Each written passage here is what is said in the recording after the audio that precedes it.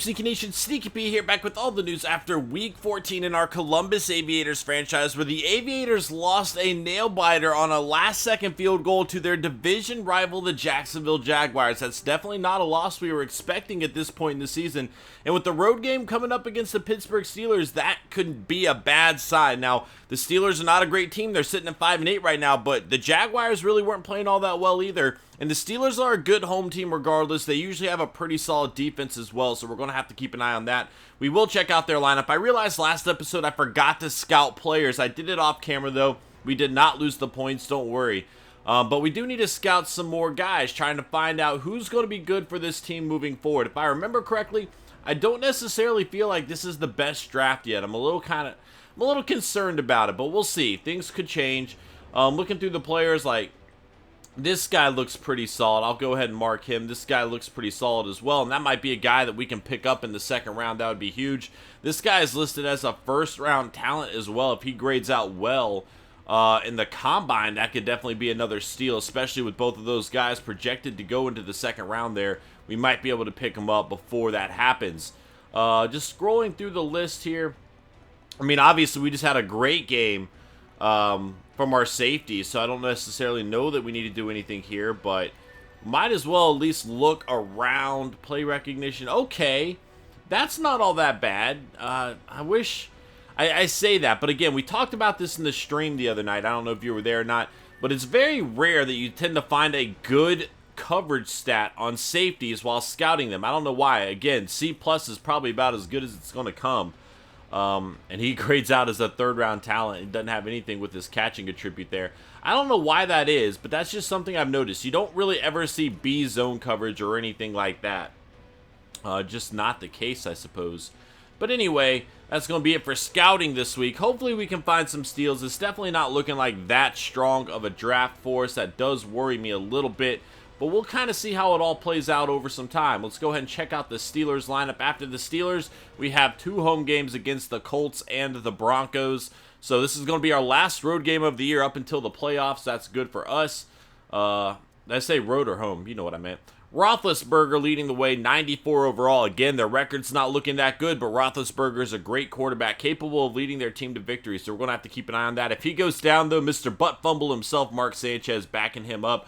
Le'Veon Bell at running back, D'Angelo Williams behind him. I mean, their offense is looking very solid so far, even more so with Leonard there, wide receiver. They have Bryant. Antonio Brown is out with an injury. That is a huge blow to their offense. With him there, they have a great system of weapons to work with. But without him, their receiving game definitely does take a hit. Now, they do have some very good tight ends here. Not very good, but, you know, solid vets in Zach Miller and Heath Miller at left tackle. Oh, Newhouse. Let's see. Their offensive line not looking all that great outside of Pouncey right now. And Pouncey might be the star. He is the star with Gilbert, another solid player. So the right side's a lot better than the left. Defensively, again, we talked about it. They have some good players on defense. Guys that are going to make some plays, including Deron Scott, an 83 overall rookie. That is a great player to add to their defense. Solid middle linebackers. Bud Dupree in his second year, another great player there. Their cornerback's not all that great. We might be able to take advantage in the passing game. That's something we're going to have to keep an eye on. Their safeties are pretty solid, though. But I'm really hoping that we can take advantage of the mismatches we have. You know, they don't have Bryant. That's a huge blow to their team. And we have Curtis Harden, and they don't necessarily have the corners that are going to be able to contain Curtis Harden. And that's definitely a big bonus to our team there. Let's see if there are any draft stories. We haven't been checking this quite as much throughout this. They haven't been as good. Heisman, okay. Leandre Blake walked away with the Heisman from a defensive spot. That's incredible there. And then Eduardo Jose's performance, or impressive 1,800 receiving yards. Wow, a new record. Okay, so somebody else to maybe keep an eye on there for the draft anyway. Let's check out the players of the week, and then we'll check out the MVP stats so far to this point in the season. Kind of see how that's going. Kind of keep an eye on all that, you know. Teddy Bridgewater, 24-39, 273 yards, 6 passing touchdowns for him. What a game. His teammate Ray with 12 tackles, a sack, 2 interceptions, a fumble forced, and a fumble recovered. that is one of the best games I have seen from a defensive player in terms of all-around stats. He really kind of did everything. He got a lot of tackles, got a sack, 2 interceptions, forced a fumble, recovered a fumble.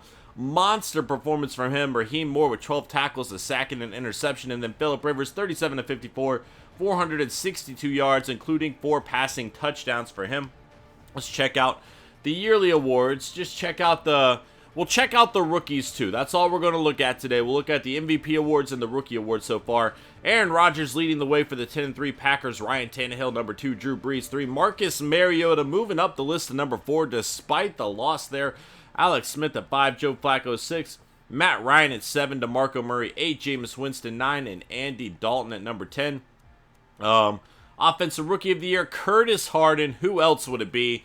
This guy has been phenomenal, and in fact, let's see where he's at with the wide receiver. Yep, he is the number 1 wide receiver. I was about to say, this guy has just been so good, and you know, if we can continue to utilize his skills, he might go down as the greatest of all time. This guy is phenomenal. James Gomez for the Jets, 82 overall at number 2.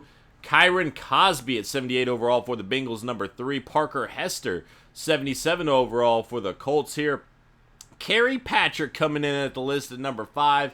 Jeffrey Espinoza at number 6 at 67 overall. Osage Gordon, 79 overall for the Bills. LeVar Patrick, 72 overall for the Raiders. Jabril Albury, 75 overall for the Browns. And then Wayne Chapman on the list. I would have thought he'd be a little bit higher. He's been pretty solid for us throughout the season. He is in a backup role, though, so that's to be expected. If he does take over for Delaney Walker, I'm sure we'll see him rise. I mean, maybe not this season, but his stats, obviously. But he's going to be at number 10. Defensive Rookie of the Year, Stanley Cunningham, 85 overall for the Bengals. Tyler McElroy on this list at number 2. Chris Haynes at number 3, 84 overall for the Chargers. Ivory McKay, number 4 for the Dolphins here, 85 overall. And then 82 overall for the Dolphins as well. Devin Harrington, boy, they are stockpiling some players. Tyrone Stevens at number 6. Demetre Hightower, 66 overall for the Browns. Malik Maxwell, 79 for the Patriots. Michael Powers, 78 for the Texans. And Wendell Hankerson, 77 for the Broncos. Let's check out the NFC. Whoops. Nope. Max Austin leading the way at number 1 here. Austin Sam at number 2. Deshaun Young at 3. Cooper Griffin, 4. EJ Lucas, 5. Trey Falk, 6. Darren Barnes at number 7. Russell Jackson at 8, Centennial Woods, a guy we scouted at number 9, and Jeremiah Hunter at number 10. Defensive Rookie of the Year, Eric Sullivan. So a lot of Packers players here. They're doing a good job putting a lot of good pieces. I mean, all these rookies are obviously contributing for a 10-3 team. That's impressive.